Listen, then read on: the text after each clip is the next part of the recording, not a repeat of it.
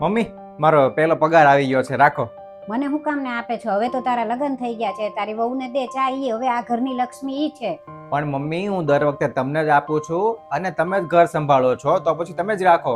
ના ના, હવેથી તારે વહુને જ દેવાના. હવેથી ઘર સંભાળશે ઈ ને બધી જવાબદારી એની.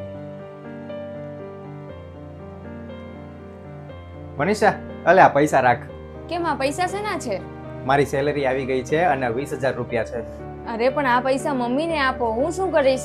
મમ્મીએ જ મને કીધું છે કે હવે વહુ આ ઘરની જવાબદારી સંભાળશે અને એ જ આ ઘર સાચવશે, એટલે તને જ આપવાના છે મારે. ના ના, આ પૈસા તમે મમ્મીને જ આપી આવો, કેમ કે અત્યાર સુધી તમે મમ્મીને જ પૈસા આપતા હતા અને એ જ ઘર સંભાળતા હતા, એટલે તમે એને જ આપી આવો.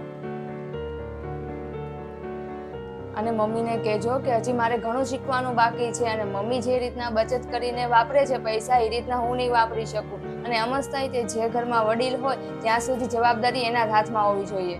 વાત તો તારી સાચી છે કે જે ઘરમાં વડીલ હોય અને વડીલ જે રીતે બચત કરી અને ઘર સંભાળતા હોય એના અનુભવથી, એવું તો કદાચ આપણે ન જ કરી શકીએ. અને મમ્મીને કહેજો કે એ મને આશીર્વાદ આપે કે આગળ જતા હોય તો એમની જેમ જ ઘર ચલાવી શકું.